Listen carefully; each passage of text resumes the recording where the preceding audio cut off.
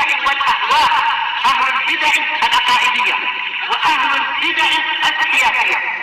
نقول بيننا وبينكم السلف، بيننا وبينكم الكتب، كان فيقول البدع بيننا وبينكم. Bismillahirrahmanirrahim. Alhamdulillah wassalatu wassalamu ala Rasulillah wa ala alihi washabbihi amma ba'd. Kita meneruskan bacaan kitab Bulughul Maram yang ditulis oleh Al-Hafidz Ibnu Hajar Al-Asqalani rahimahullah taala. Masih di kitab Thaharah, ya, di kitab Thaharah di pembahasan bab nawaqidul wudu, pembatal wudu. Disebutkan pada pertemuan lewat bahwa tidur yang dia itu tidak sampai terlelap tidak membatalkan. Tapi kalau tidurnya terlelap maka ini batal wudu. Ya, demikian juga berak, kencing, darah haid, darah nifas.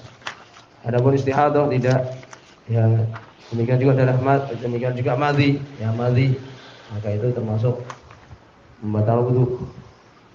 Ya, demikian. Adapun menyentuh perempuan, ulama alam yang benar tidak membatalkan. Ya, khilaf di antara para ulama. Demikian juga baik dia itu mahram atau tidak mahram. Ya, demikian. Dan yang kita kenal dulu, ya, bahkan di ya kebanyakan masyarakat, ya kan, ada yang menyentuh main-main laki-laki dan perempuan, ya, kemudian menyentuh kemudian batal. Ini menurut mazhab Syafi'i. Yang rajihul alam tidak membatalkan. Maksudnya aula mastumun nisa, atau kalian menyentuh perempuan di sini lamsun, yaitu mendatanginya dengan menjimai. Ya, demikian. Kemudian berikutnya tentang pembahasan seseorang yang menyentuh kemaluan. Ya, menyentuh zakarnya, kemaluan itu apakah membatalkan atau tidak. Ini akan dibahas.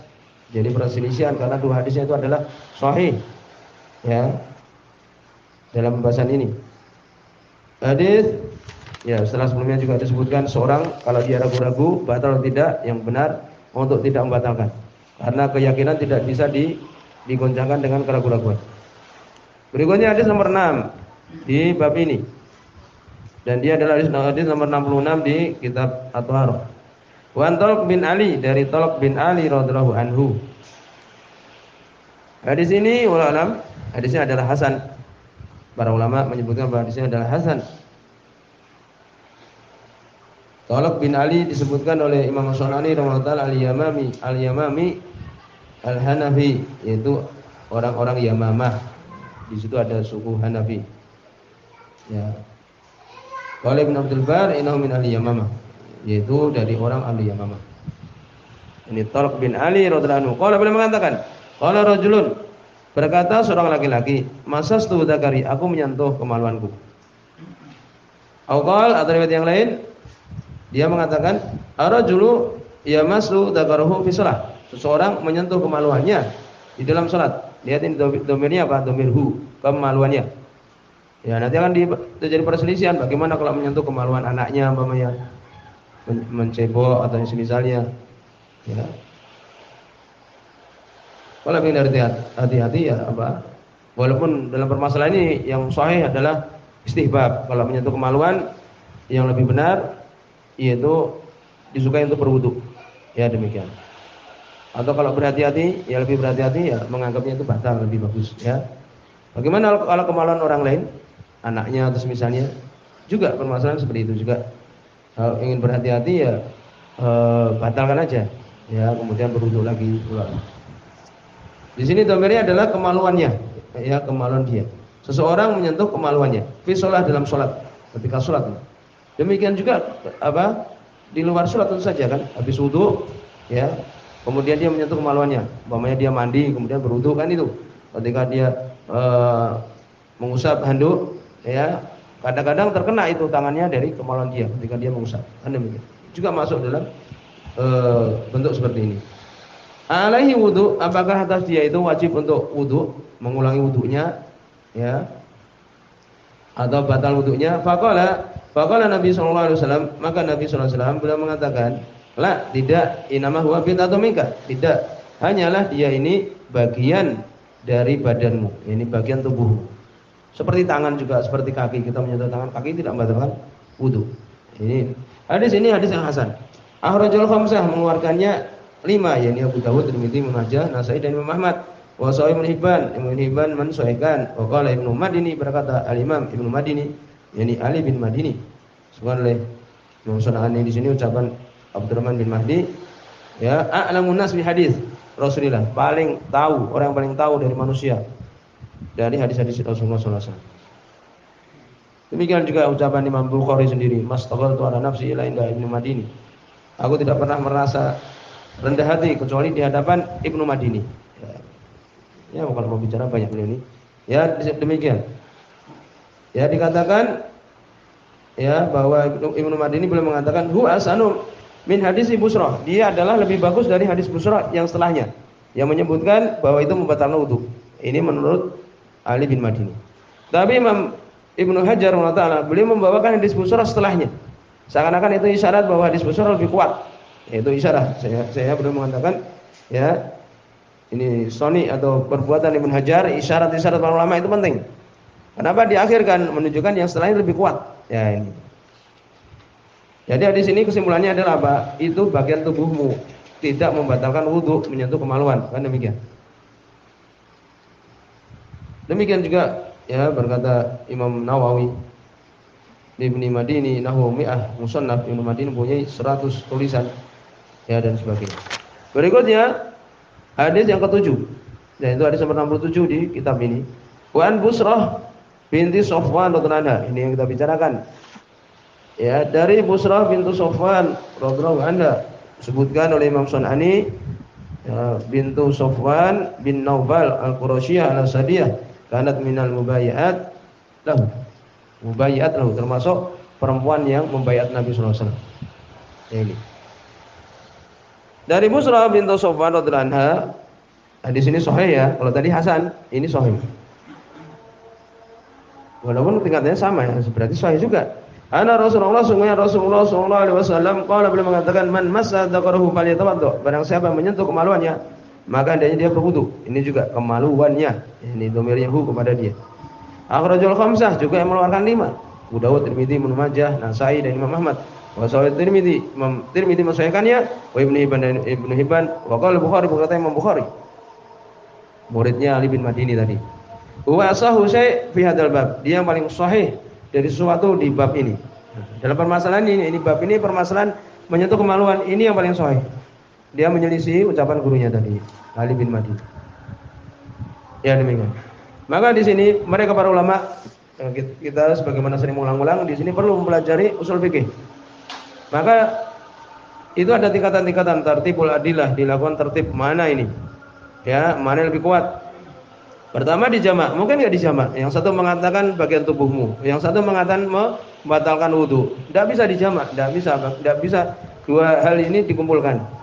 Kemudian nasih mansuh, tidak diketahui kapan yang lebih dulu ya masuk Islam, kapan yang belakangan. Atau Nabi mengucapkan ini lebih dulu, yang ini apa? Lebih akhir, tidak ada dalil di situ. Jadi pertama yaitu mengumpul menjamak tidak mampu. Nasih mansuh tidak mampu. Maka dilakukan apa? Tarjih. Diadu. Dua di sini diadu. Ya. Wallahu alam sebagaimana permasalahan-permasalahan yang lain, maka para ulama kalau masih bisa untuk dikumpulkan digiring kepada makna yaitu makruh ya atau kemudian istihbab, bagus. Berarti istihbab untuk apa? Wudu. Ya, disukai berwudu. Karena hadis tadi yang mengatakan itu bagian tubuhmu juga kuat. Ya, demikian. Atau makruh untuk kemudian tidak berwudu, demikian. Ini kesimpulannya ulama istihbab untuk berwudu lagi ketika menyentuh kemaluan. Paham? Kalau kita ingin berhati-hati, ini babnya lain lagi. Kalau berhati-hati, umadak ma yaribuk ila ma la yaribuk, tinggalkan yang ragu-ragu kepada yang tidak ragu-ragu. Boleh kalau kemudian kita berwudu saja daripada ribut, ya. Dan itu pahala. Seorang punya wudu lagi dapat pahala. Ya, dan itu terlalu pembahasannya. Ya demikian. Jadi kesimpulannya bagaimana hukum ini? Istihbab ketika menyentuh kemaluan untuk berwudu lagi. Ya, kalau ingin berhati-hati mengatakan itu adalah batal umpamanya, ya itu ulama lebih abrok, lebih berlepas diri. Kemudian dibahas bagaimana menyentuh dubur pantat tidak membatalkan. Paham ya? Karena yang kita bicara itu kan kemaluan. Ya demikian. Jadi mengatakan itu membatalkan adalah ucapan jumhur. Kebanyakan ulama berpendapat itu membatalkan. Ya demikian. Pendapat Imam Malik, Imam Syafi'i, Imam Ahmad. Banyak sudah. Ya demikian. Dan yang mengatakan istihbab itu pendapat Ibnu Utsaimin rahimahullah, demikian juga Syekhul Islam Ibnu Taimiyah istihbab. Adapun Syekh Albani demikian juga Ibnu Taimiyah di ucapan yang lain belum mengatakan kalau dengan syahwat untuk kemaluannya itu maka batal. Ya demikian. Kemudian disebutkan bagaimana kalau menyentuhnya dengan bagian ya dohirnya. Apakah bagian kaf ya, ini telapak tangan apakah sekedar tersentuh dengan bagian luarnya umpamanya. Ini kan ada telapak tangan atasnya itu. Ya. Kesimpulannya tidak ada perbedaan. Kadang kita menggunakan handuk itu kan kadang tersentuh bagian apa? Bukan telapak tangan kita tapi bagian atasnya kan itu. Tidak ada perbedaan ya. Demikian. Bagaimana kalau ya idza masau bidiro yani diro ini bukan telapak tangan tidak. Ini yang terkena pemain siku kita pemain enggak. Ya demikian.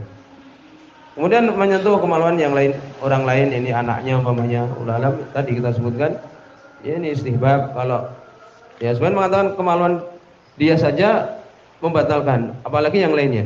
Ya, sebenarnya mengatakan ini kan domainnya orang lain. Nah, jadi itu jadi persis di sini ya istihbab untuk kemudian berwudu ulama. Demikian juga perempuan sama ya, itu kemaluan dia. Kemudian bagaimana kalau unsain ya, yaitu dua telur itu untuk laki-laki maka tidak membatalkan. Demikian juga bahimah binatang ternak tidak. Ya demikian. Berikutnya ya, hadis nomor 8 di bab ini dan itu nomor 68 di kitab ini. Wa Aisyah dari Aisyah radhiyallahu anha tentang permasalahan orang yang dia itu muntah dan semisalnya. Hadis ini dhaif, hadis Aisyah radhiyallahu anha ini dhaif. Di situ ada Ismail bin Ayyas ya. Apabila dia meriwayatkan dari Hijaziyin, orang-orang Hijaz, maka riwayatnya adalah dhaifah, lemah. Syekh Albani mendhaifkan ya, di sini jelas dhaif. Dari Aisyah radhiyallahu anha, di sini dhaif ya, cukup. Ana Rasulullah sesungguhnya Rasulullah sallallahu alaihi wasallam qala beliau mengatakan, "Man asabahu qai'un," barang siapa menimpa dia itu qai', muntah. Muntah itu adalah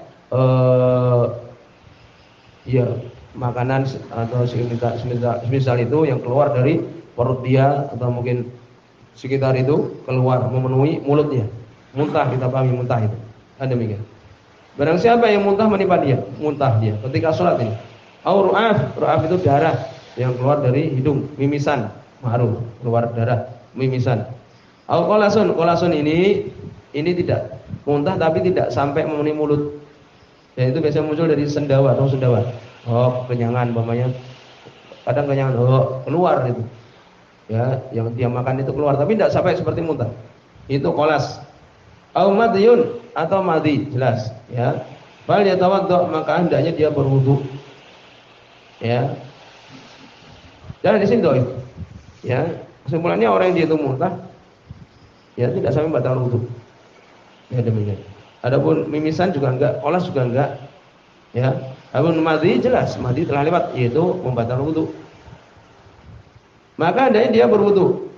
Tambahan ini berikutnya, dhaif tadi kita sebutkan, summa liyabni ala surati. Kemudian dia membangun atas suratnya. Apa maksudnya membangun? Disebutkan oleh Syekh Abdullah Bassam di Tawdihul Ahkam. Maknanya adalah al-bina ya ala shalah, yaitu dia membangun salat yang dia sudah lakukan. Ayuhsab maka naqad shalah qabla wudu. Ya, untuk dianggap apa yang dia telah sholat. Ini seorang ya, ketika dia memulai sholat maghrib 3 rakaat. Kemudian di rakaat yang kedua dia mimisan. Ini menurut hadis ini ya. Kemudian dia mimisan rakaat yang kedua. Maka dia boleh apa? Keluar dari sholatnya tidak berbicara, kemudian berwudu, kemudian melanjutkan rakaat yang kedua itu. Jadi yang pertama dianggap. Nah, tapi di sini doang. Paham? Ini mana liyabni untuk dia membangun atas ala sholat di atas sholatnya. Wa wa bidzalika la yatakalam. Tapi syaratnya ya, dan dia di dalam hal itu ya keadaannya la yatakalam, tidak berbicara. Dia keluar dari jamaah umpamanya kemudian wudu, yang penting dia enggak ngomong. Kemudian langsung meneruskan salat. Nah, tapi ini hadisnya dhaif. Akhrajahu Ibnu Majah, mengeluarkannya Ibnu Majah, wa da'afahu Ahmad, Ibnu Ahmad mendhaifkan, wa ghairuhu, demikian juga yang lainnya. Jelas di sini dhaif. Ya demikian. Jadi di sini menunjukkan bagaimana kalau dia muntah, ya sudah, karena itu tidak membatalkan wudu. Ya, meneruskan salatnya. Tentu saja dia mampu untuk kemudian ya tidak menimbulkan keributan dan sebagainya. Kalau menimbulkan keributan, dora dan sebagainya, keluar. Ulama ya untuk keluar. Karena mengotori masjid dan sebagainya kan itu. Dora lebih banyak. Ya demikian. Dan mungkin mengganggu ya ulama seperti dia menahan berak, kencing, ya demikian.